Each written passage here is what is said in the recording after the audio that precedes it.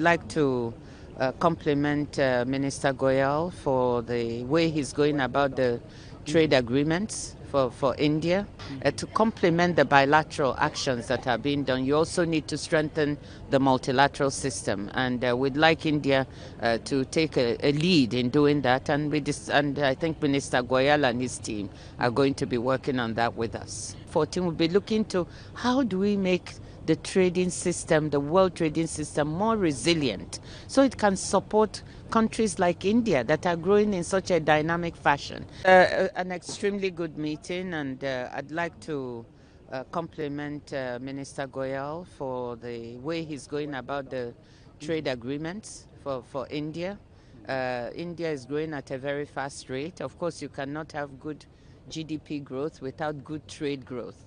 So I think the diversification of India's trading relationships through the work that he is doing and that Prime Minister Modi is doing is also a good thing. Of course, we discussed the World Trade Organization.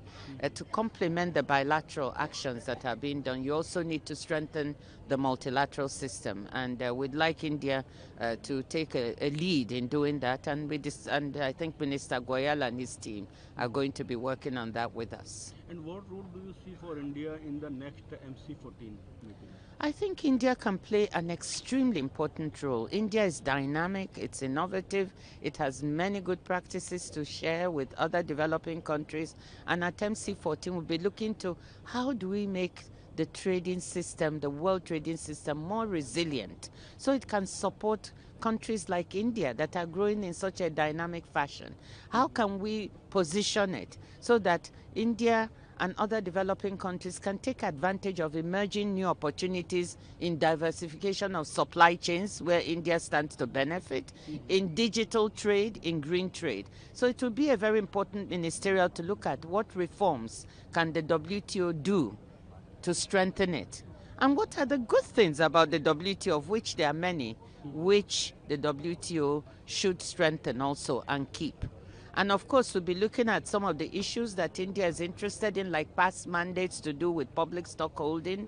How should we deal with past mandates in the reform program? So we'd like India to be very active and a leader in the reforms. US President Trump has imposed major tariffs on several countries, causing significant disruption in global trade. How is the WTO prepared to respond to this unilateral tariff? Well, the WTO is a member-driven organization, and the U.S. is dealing bilaterally through its unilateral actions with each member. We have been told that India is negotiating a full-fledged WTO-compliant free trade agreement with the United States, and we think that is a good thing.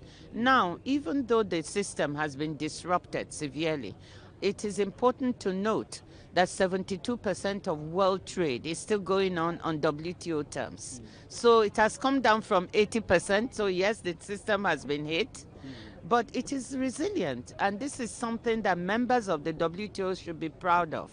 They have not tried to do tit for tat with the US. They've avoided that. Tit for tat measures, as happened in the 1930s.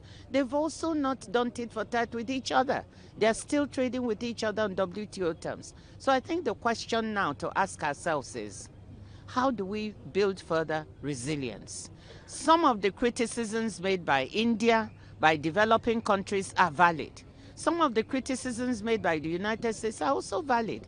Let us use this opportunity of the crisis, see the opportunity in the crisis to solve these challenges in the WTO and strengthen the system. Thank you.